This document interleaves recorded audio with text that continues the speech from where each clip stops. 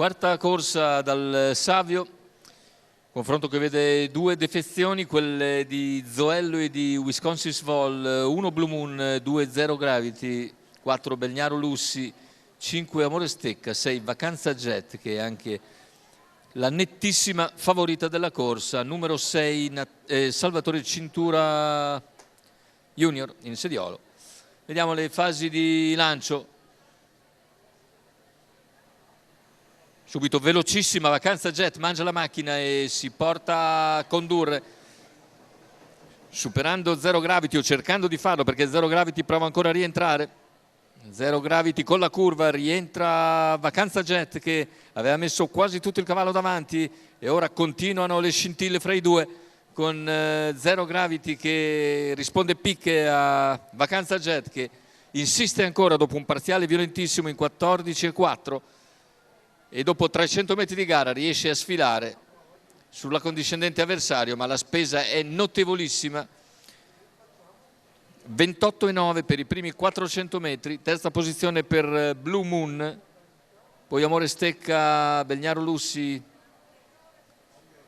a seguire, e intanto i 600 in decelerazione se ne vanno via comunque in 44,8 con un 15,9 di frazione, tutti in fila indiana i 5 concorrenti, condotti da Vacanza Jet, poi Zero Gravity, terza posizione per il numero 1 Blue Moon, che accenna a spostare all'esterno per anticipare i tentativi di Amore Stecca.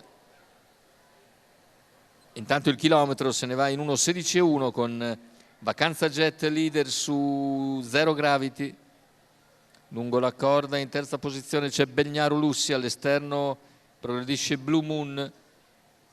400 alla conclusione con parziale ora nuovamente svelto in 14,8. Blue Moon attacca Vacanza Jet e sembra potersene sbarazzare già a metà della curva conclusiva.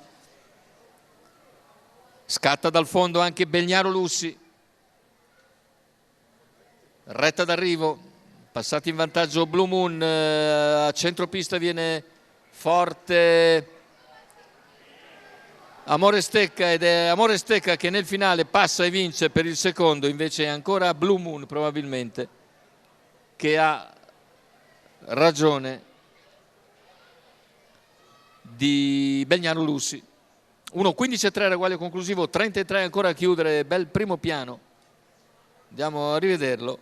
Per il numero 5 Amore Stecca che Salvatore Valentino porta un bel successo contro Blue Moon che si salva ancora dal finale di Belgnaro Lussi. La vittoria dunque per Salvatore Valentino, il training di Roberto Faticoni per conto del signor Roberto Faticoni.